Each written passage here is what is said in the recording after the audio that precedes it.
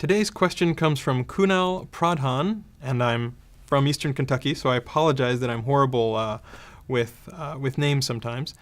The question is, Google crawls Site A every hour and Site B once in a day. Site B writes an article. Site A copies it, changing the timestamp. Site A gets crawled first by Googlebot, whose content is original in Google's eyes and will rank highly.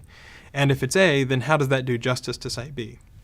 So I could get into a lot of really interesting stuff about how to crawl the web. You know, if you really want to know about a signal, the Nyquist rate says you want to sample at 2 times that frequency, but the fact is you can always change a web page. So the whole idea, the conception of being able to crawl the entire web and having a perfect copy at every instant is a little bit flawed, because at any time we can only go and fetch a certain finite number of pages. If we tried to fetch them all, and our architecture could almost support that, then the web might crash from all of those requests. And we try to crawl in a relatively polite way. We also try to prioritize based on things like the page rank of a particular page, or maybe a site might have a lot of page rank. So the question is essentially, if A is getting crawled a lot, but the original article starts on B, what if A rips off B? Well, there are ways that you can help to guard against that. So for example, if you do a tweet, people will see it, people may link to it, and we may follow those links faster than we'll discover it on the other site. Another thing that you can do is you can hook up things like PubSub which will ping various places. There is a very limited amount in which we will use PubSub to help improve our crawl, and that might change over time. And that's a great way to sort of asynchronously say, hey, there's a new article or there's a new blog post.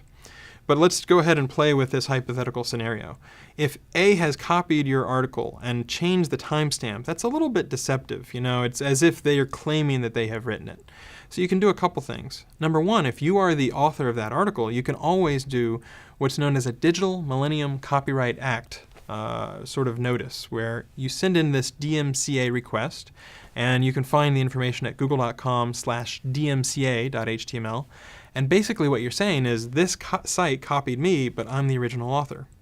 So this site can either counter-notify, which means they dispute that. They say, I wrote this page, which has some penalties to it if they're lying, or they can not dispute it and this stuff disappears off of the other site. So if someone's ripping you off, you can always do a DMCA notice. You can also, for example, if it's an auto-generated site and they're ripping off or scraping a bunch of people, you can also do a spam report, because that's not a high-quality site. That's not the sort of thing that we want to have within our index. But let's just play it all the way out to the corner case. It is in theory possible that we will find an article on one site before we find it on the other site. And so, it is definitely the case that we try hard to find out who's the original creator of a particular piece of content, but I wouldn't claim that we're perfect. We do as much as I can think of to try to figure out what are the ways that people can indicate that they wrote the content. And in fact, in Google News, we just introduced a couple new tags almost as an experiment to see how well it works, to sort of say, here's the original author of this content. So there are approaches that we're exploring to sort of figure out if there are other ways to do that. But at least for the time being, in theory, it is possible to have an article. In practice, it tends to not happen that often. And you do have ways that you can get around that, or ways that you can take action, from a DMCA request all the way up to a spam report.